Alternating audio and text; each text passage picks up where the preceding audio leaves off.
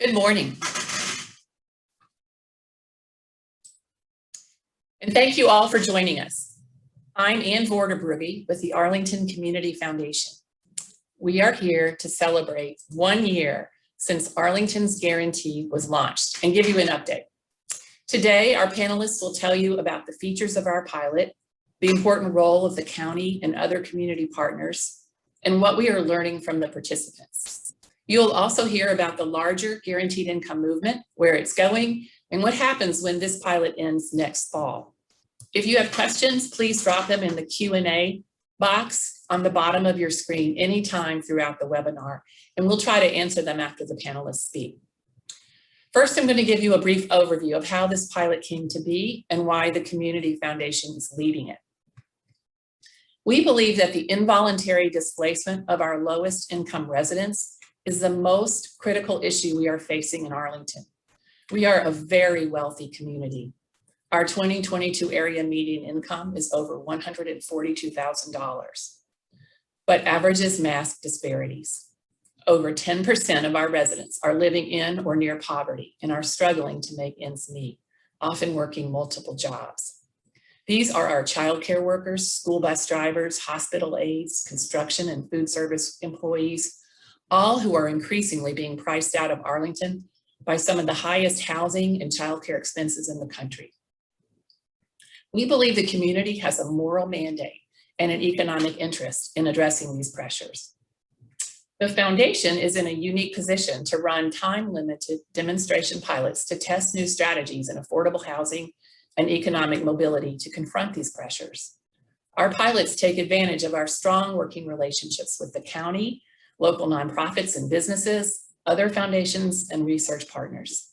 We share our learnings from these tests and we advocate for those that show promise to be scaled up through government and corporate investments and policy change.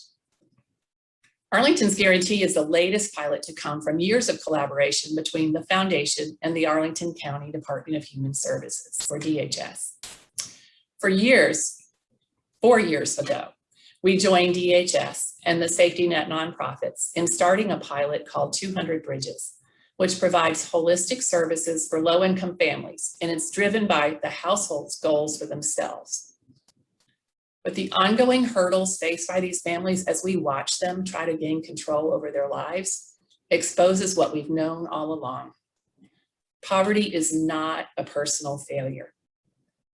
The fact is that failed economic policies, exploitative employment practices, a minimum wage that comes nowhere close to a living wage, and systemic barriers to opportunities keep people in poverty and dependent on the system.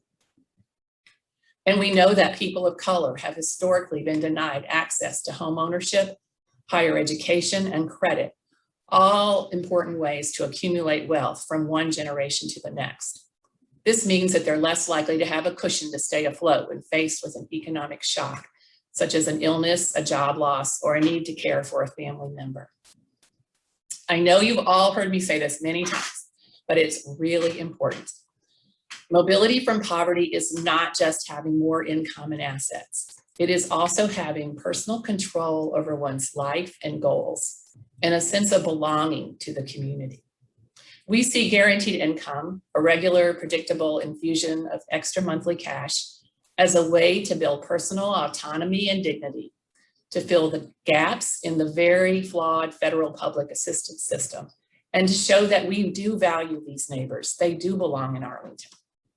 This extra cash equips families with a cushion that can be used for whatever is needed most in real time, with no strings attached.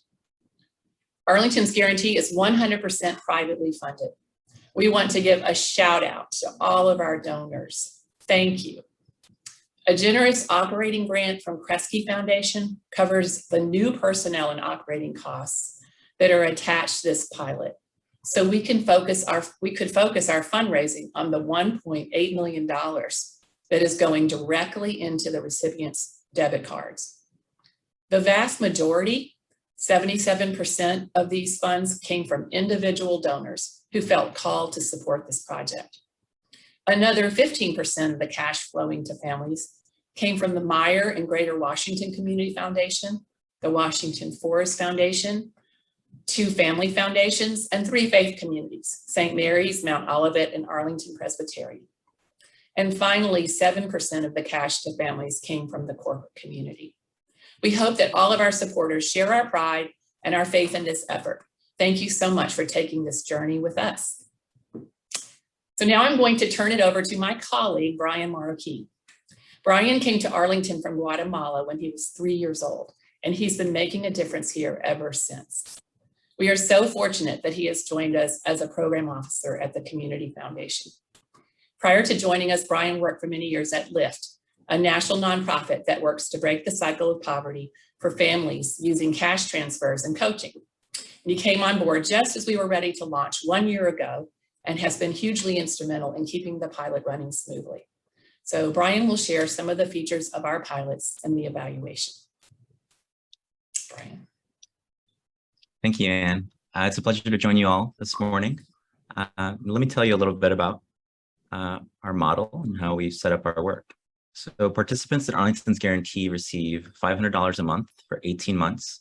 This started last September, hence our 1 year anniversary of launching. Now each person gets their monthly $500 payment on a debit card. So there's no need for us to mail checks and worry about things getting lost in the mail. It makes it very easy. And the debit card is made possible via a partnership with Usio, which is a leading fintech integrated payment provider. Now, participants can use the debit cards wherever MasterCard is accepted and can use a network of ATMs to withdraw cash as well. So I said there are 200 households participating in the pilot, all of who earn very low income. So in Arlington, that's defined as 30% or less of the area median income that Anne shared. So for a family of 4, that's about $42,000 per year. And most households actually earn well below that 30% AMI figure. We'll discuss that a little bit later. Most participants in our pilot currently also receive a local housing grant from Arlington County. So Arlington County requires that these households be earning employment income to maintain the housing grant, although understandably there was flexibility granted with that given the pandemic job losses. However, we also sought to serve 2 special populations as part of the pilot, in addition to these housing grant recipients. So one was re-entry citizens, and the other was undocumented parents, really to understand the unique challenges and the strengths that these communities face. Participants in our pilot also have access to wraparound supports through our existing collaboration with Arlington DHS that you'll hear more about today. For example, staff from different county offices, we also have nonprofit partners who provide this wraparound support, are already trusted liaisons in the community. So it's not because of who we are at the Community Foundation, but because there are already people really committed to our community members on the front line, and they're already trusted liaisons. So we thought that those folks would be the best to serve as resources and coaches. So this tees up our one-on-one coaching work. It's an optional component of our work. So someone can opt to work with a coach. And so far, about 75 of 200 participants, so that's nearly 40%, have expressed interest or received this additional wraparound support. Finally, for evaluation purposes, we set up our pilot with 2 groups. One was a group of the 200 receiving the cash, but the other was a group of similar situated residents in the community for a comparison group. So these are 100 people that are not receiving the cash. And that helps with the comparison for us to learn what the true impact of the cash is. Our evaluation work is led by Michael Darrow Irwin, a quality assurance manager with Arlington County. We also received support from the Urban Institute as well. And we're going to go one layer down actually on this evaluation work. If we can go to the next slide. So surveys are done verbally with each participant over the phone or in person, so that the experience is much more conversational rather than just handing them a piece of paper and having them fill it out. It's meant to be much smoother and conversational for the participant. Participants complete the survey at baseline when they first start with us, and then every 6 months as they move through the pilot. And the heavy lifting of our surveys is actually done by our program advocates. Previously, you'll hear this name a few times today, Sorelli Curry-Mendoza. I think she might be on the call, our amazing program advocate that helped us launch and did the heavy lifting of enrolling. And now we have the amazing Eric Endo, who is liaising directly with our families. We also have support from staff from our program partners who help complete our comparison group surveys, which are a heavy lift as well. both the cash and the comparison group respondents are compensated for their time when they complete the survey, given that it can be time consuming to complete. And if we had more time, I'd love to share sample questions with you. Please email me afterwards if you're curious more about the exact survey. But the main takeaway from the survey is really that it doesn't only address financial outcomes, but instead it's intended to address the broader measures that define mobility from poverty, which are here on your screen. Increased income and assets, as we know, but also a sense of control over one's life and a sense of belonging in the community. You know, as is important in any evaluation, we also recognize the importance of not doing harm. So for example, we wanted to make sure that our design did not harm the existing benefits of participants that were receiving things like SSI or SNAP. And that's also important because, you know, a key element of this, you know, you'll hear Anne talk about this quite a bit, is that guaranteed income is not designed to replace public benefits. And the way that we envision it, the way that you'll hear more about the community in practice thinks about it is it's not meant to replace these benefits. Instead, it's meant to supplement and really give people an opportunity for that mobility. So to actually talk a little bit more about that work to protect benefits, I'll turn it back to Anne. Thank you.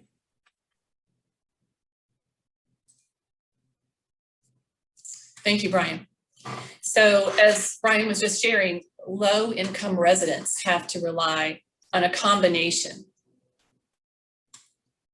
Sorry, I've got to start my video. The low-income residents have to rely on a combination of their earned income, public benefits, and community supports to survive. A couple of years ago, we worked with Urban Institute to document the impact on public benefits as people try to earn their way to self-sufficiency.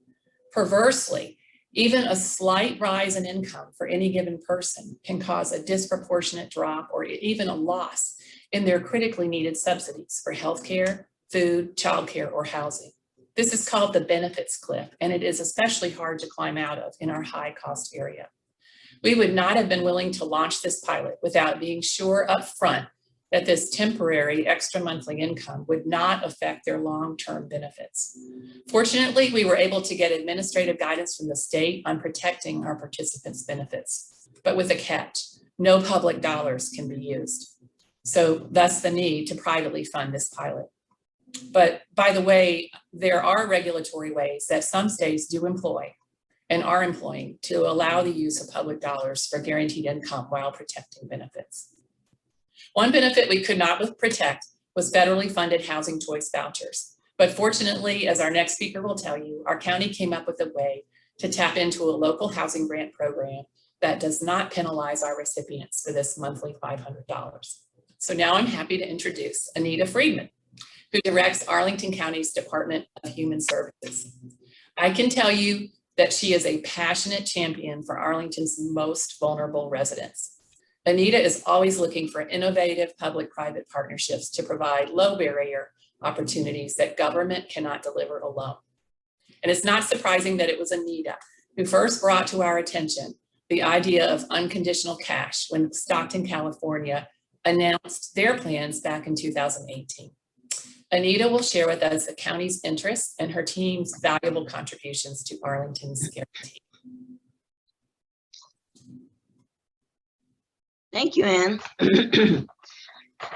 Nice to see everyone, and I appreciate the warm handoff from Anne Vorderbrugge, who is a fantastic collaborator in the community of Arlington County in Virginia. We have always had close-knit connections between the Arlington County government and the social safety net, which is comprised of a vast array of nonprofits and faith-based communities who provide enormous support to our people living in poverty in Arlington. And our relationship with the Arlington Community Foundation as a convener of the social safety net group really set up this dynamic for success. We cannot do anything alone. Government cannot function alone. We need the whole village, we need the whole community to be successful. And that includes the voices of those with lived experience. So this is really an ideal joining of forces to live out our department's commitment of solidarity with Black, Indigenous, and people of color to really create equitable access to the resources and opportunities that are needed for every community member to be healthy, safe, and economically secure. That's our vision that we created. In 2021, our department decided to alter our vision, mission, values to center race, because we know that there's a differential impact on the BIPOC community. And so this pilot really helped us focus on how to enhance mobility for the BIPOC community. Some of the key roles, I just want to let you know, happen to be because our Department of Human Services is an integrated department. That means that, and there are not that many of these types of departments of health and human services around the county, or around the country, and very few in Virginia. But we serve from birth to seniors, and we basically provide most of the state and federal benefits that come from the government through the local community human services. However, we also are able to supplement those programs like Medicaid, like Housing Choice Voucher, like SNAP, with local funding. And so we have something called housing grants, where we provide a monthly subsidy, rental subsidy, to working families. That's one category, who are below 30% AMI, who have children. That's why we identified that population as a good population to participate in the pilot, because then housing stability was not the primary way in which the funding would be spent, the extra income. But we went further, and we spoke to the state, and we spoke to our county manager, and we determined a way in which the $500 cash would not be treated as income when calculating state and local benefits. So we have trained up all of our eligibility specialists who work on these kinds of programs to basically not code this as income. Therefore, it does not push them, as Ann was referring before, over the cliff. I think the other advantage of working between the public and the private is that since we serve probably 50,000 Arlington residents, we have data within all of our systems as to what kinds of services they're accessing. So we can dig deep into a particular family's situation to make sure that none of their current benefits are impacted, and we can ensure the community foundation that they are going to really be able to use the extra cash for the needs that they identify and for what they believe is best for their family, not dictated by government and not scrutinized by government as something that's going to penalize them further in their journey of economic mobility. With that said, I will turn it back to Ann to further discuss the partners that we are working with. Thank you so much, Anita. We could not do this without you and your very talented team. And just a couple of questions that have come in. You're right that this is not taxable income. It's not reported to the IRS. Secondly, to the question, how is this pilot different from others in the country? The 100 pilots around the country are all unique. They're fascinating. There's a community of pilots that are one of our panelists will be speaking to, Dr. Aisha Niandoro. And ours, one thing that I think is unique is what Anita was just saying, that we have this seamless relationship with the county, which is the anchor of the safety net system and works deeply and collaboratively with the nonprofit community. And so we know very much what benefits up front each of our participants has and how to protect them at the desk level.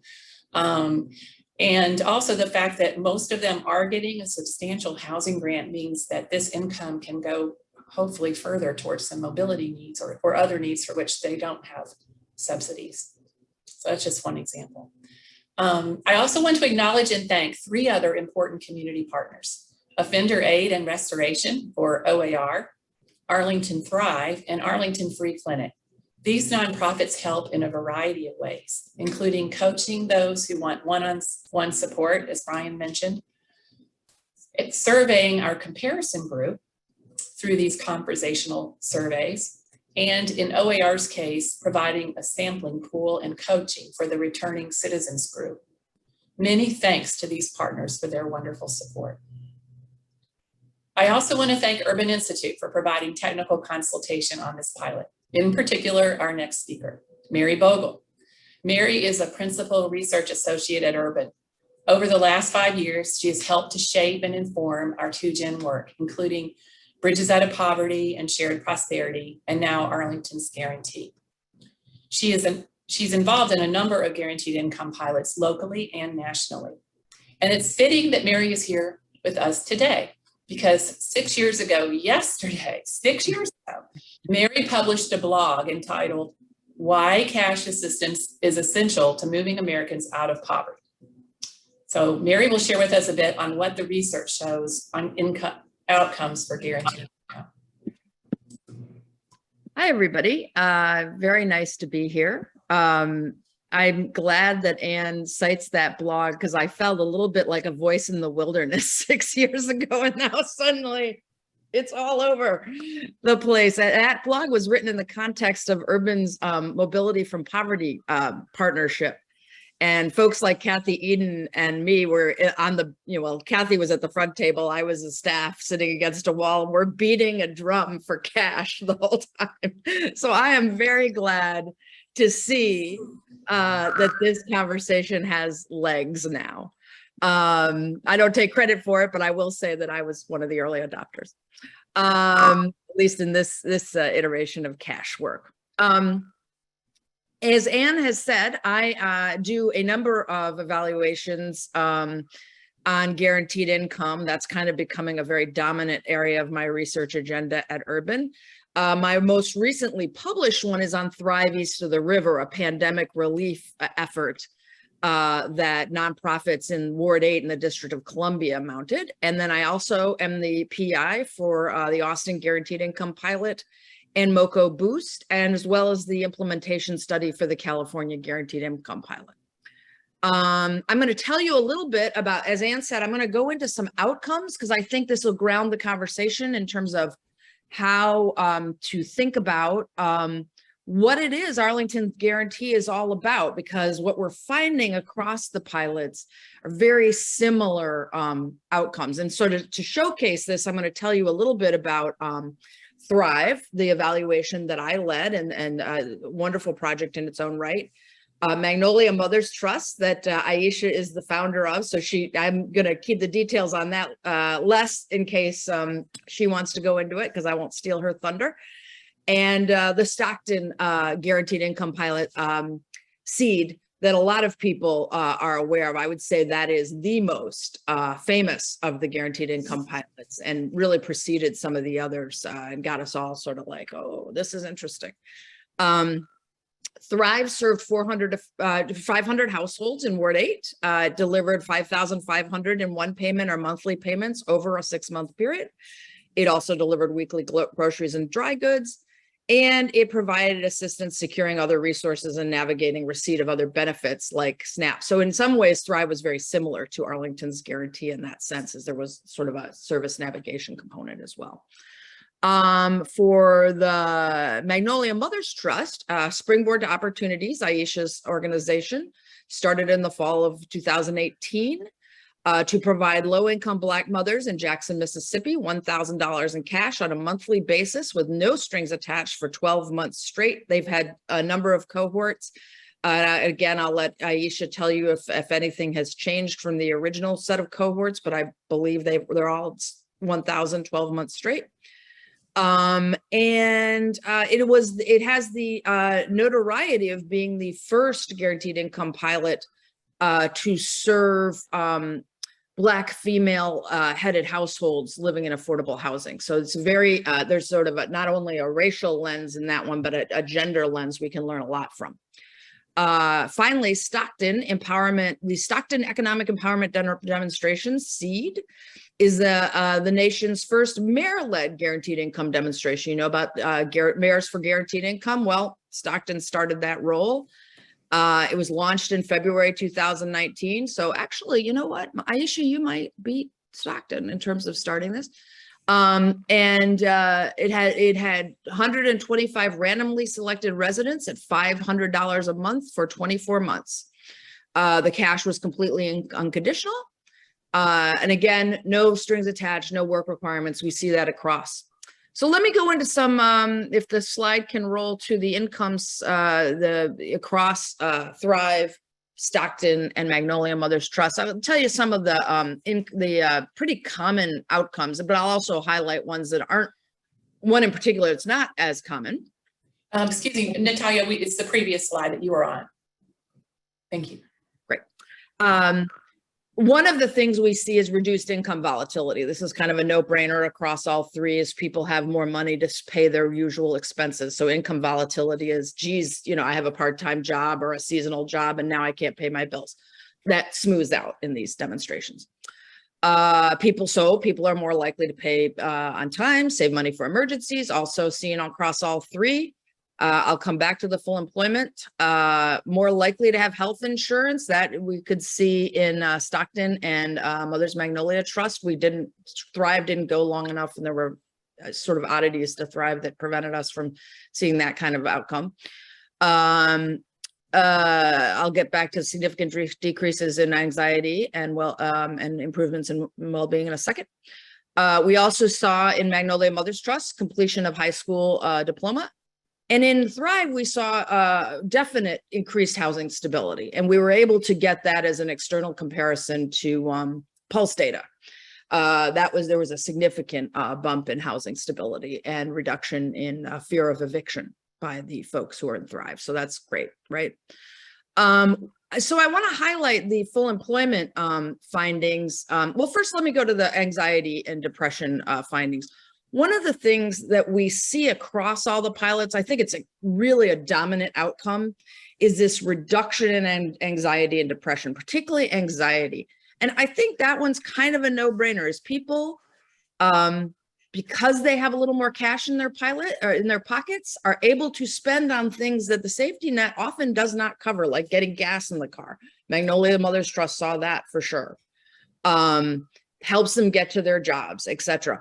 And it's the ability to attend to one's own need. I don't know how many people on this call have ever been in financial duress. I know that, you know, like all people in their 20s, I could stretch it sometimes. And that feeling of anxiety, I mean, we all have to get in touch with that, because a lot of people who are low income live with that kind of tight chest feeling all the time. And if you can get inside that, I think you understand the power of guaranteed income the best.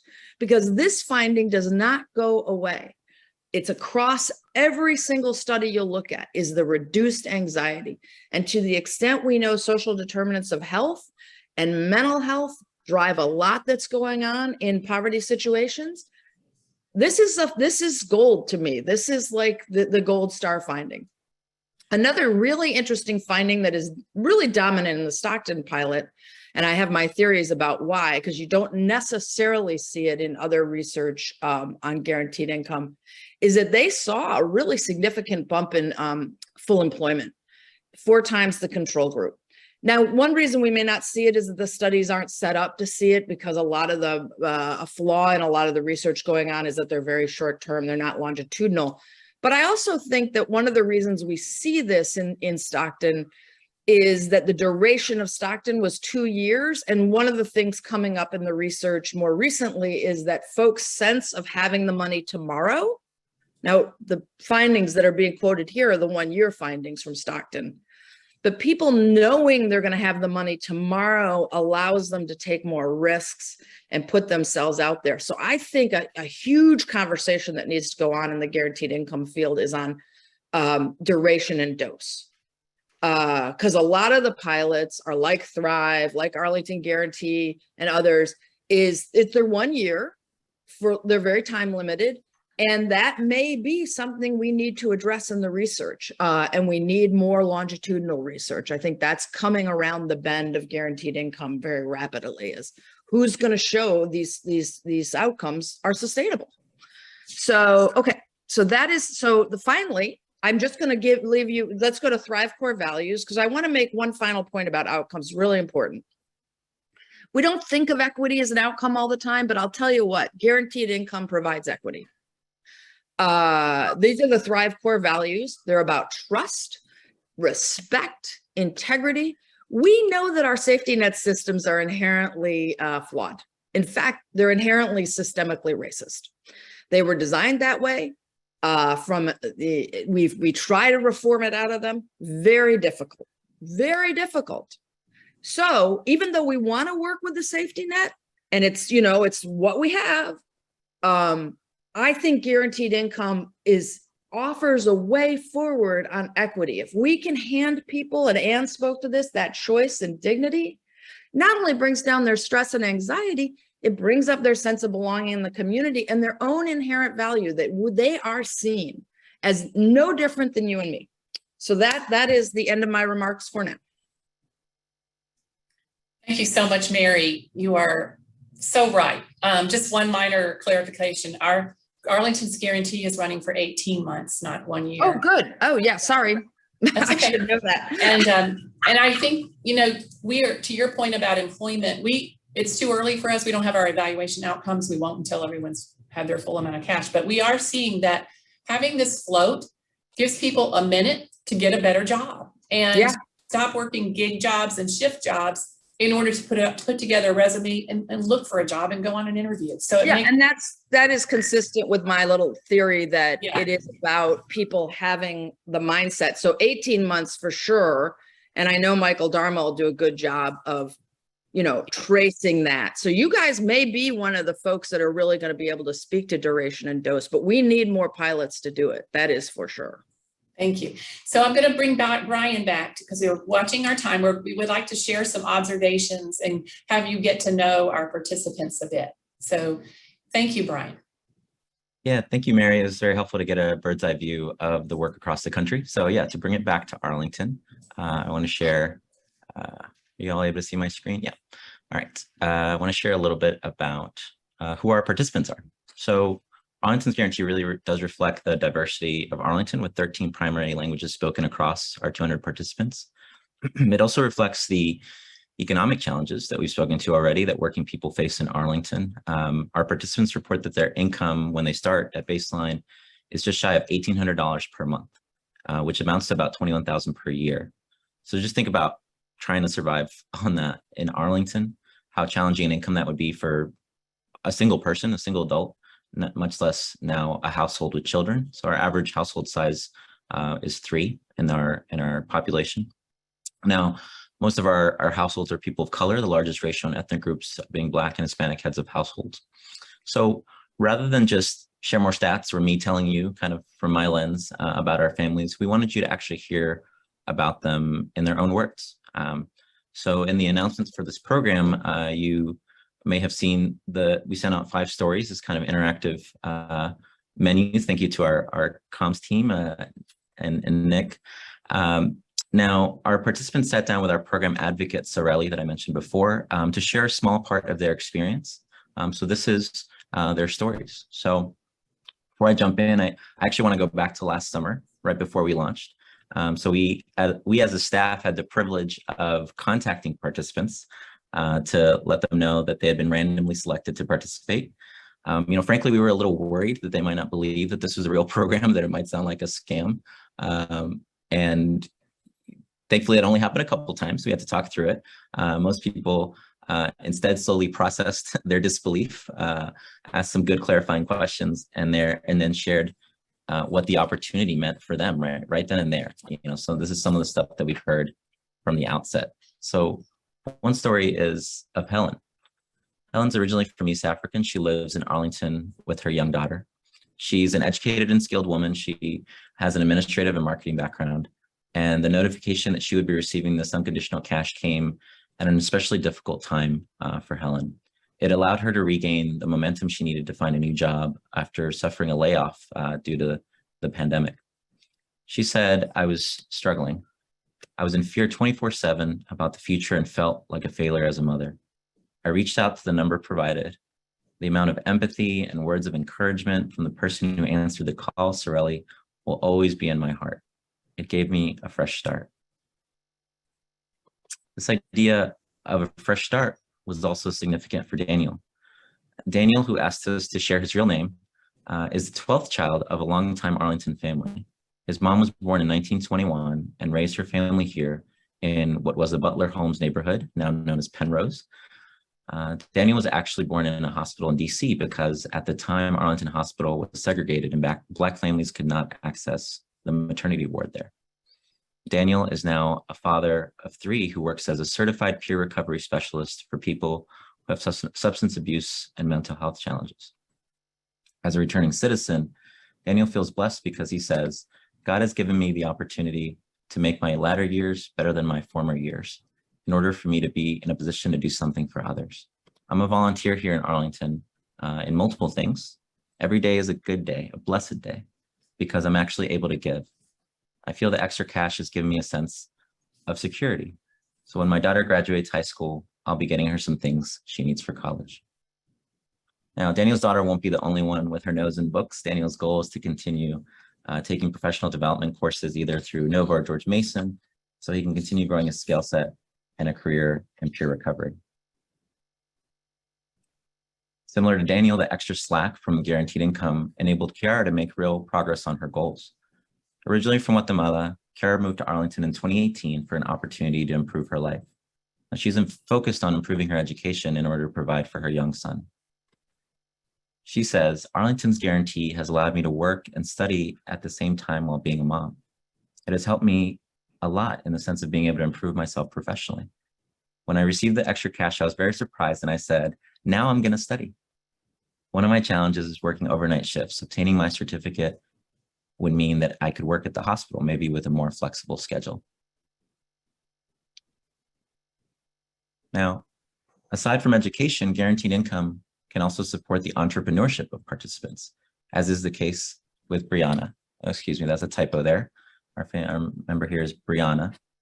Brianna is a self-employed yoga teacher and is starting a new business called Good Soul Kitchen.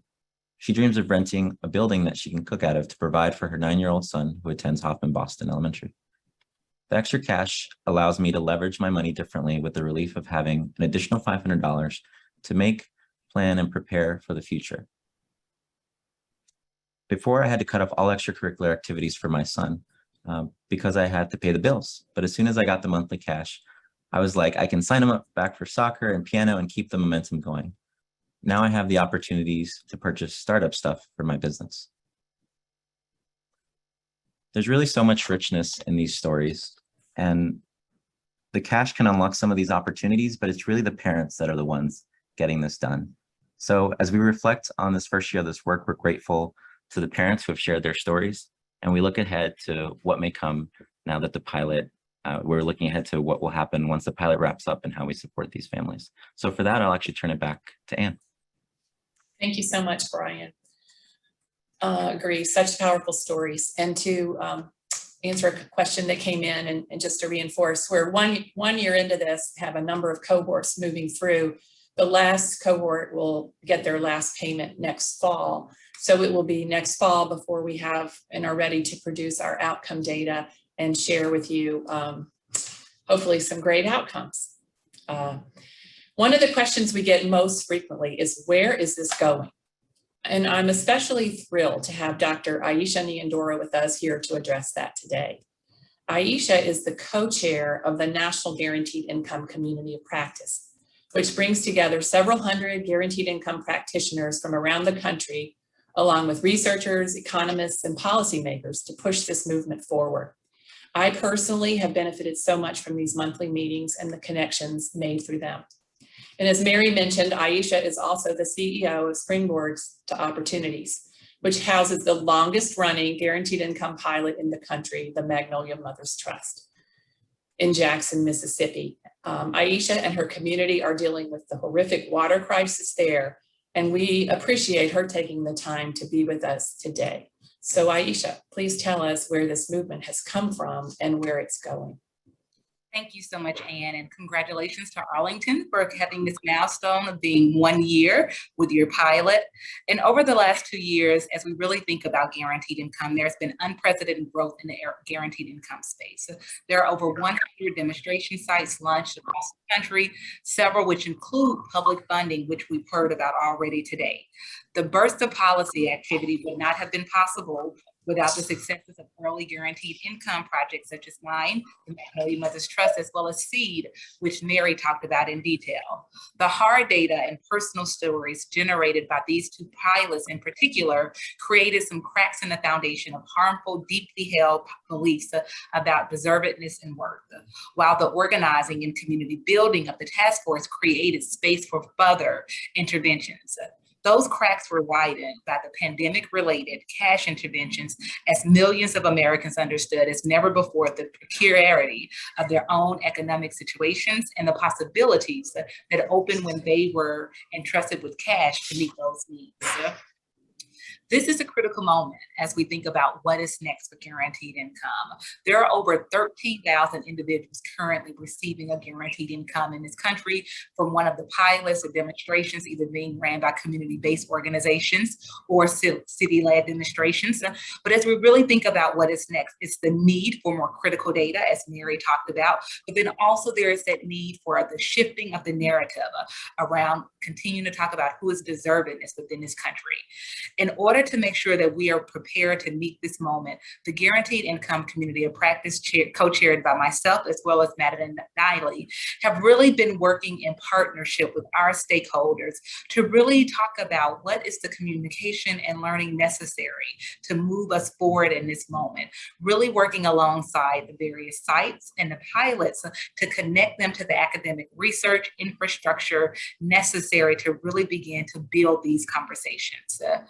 In less than a year and a half, the community of guaranteed practice has launched and grown from over 400 members, drawn from roughly 250 organizations across the country.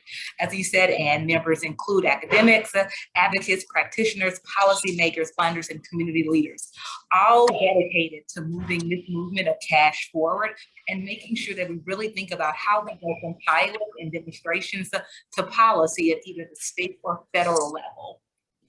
Now is the time that we continue to think about the strategic messaging and storytelling that work against harmful yet entrenched beliefs about deservedness and work to intentionally shape the narratives that move policy.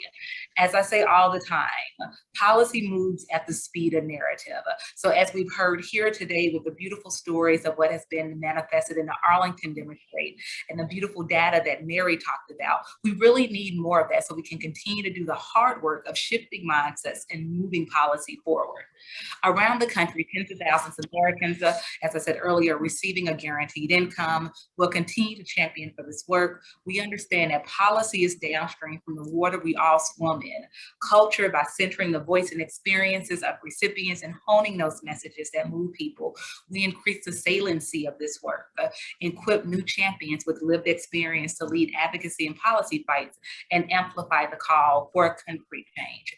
In essence, all of this work is collectively working to change the narrative by changing the narrator. And I am so thrilled with where this movement is and where the movement continues to move as we really harness the collective impact of all of the pilots that are being conducted to get us to the policy wins that we need at the state or federal level. Thank you so much, Aisha. So now you guys can see why we're so excited to be a part of this movement. Now to something else that's important to all of us, myself included. What happens when Arlington's guarantee ends? What happens to our 200 participant households when they no longer are receiving this cash? So Anita and Brian, can you begin addressing this? What happens when the money stops for these 200 folks? Anita, do you want to go first? Well, I hope I wish the money would never stop, but the reality is that it is a pilot, and through pilots, we learn and we take that learning and we invest it into what we do differently. And I think what Aisha was saying was so powerful about the narrative. Policy moves at the speed of narrative. So in addition to the cash, you know, the narrative behind the pilot is that people know what they need. You know, we can trust the community. And I think that's a fundamental change in the view that traditionally dominantly white communities need to make, because, you know, the social services community, for example, social services across the nation, really scrutinize people for moral failing and for proof of documentation that they deserve something. This is turning that philosophy on its head.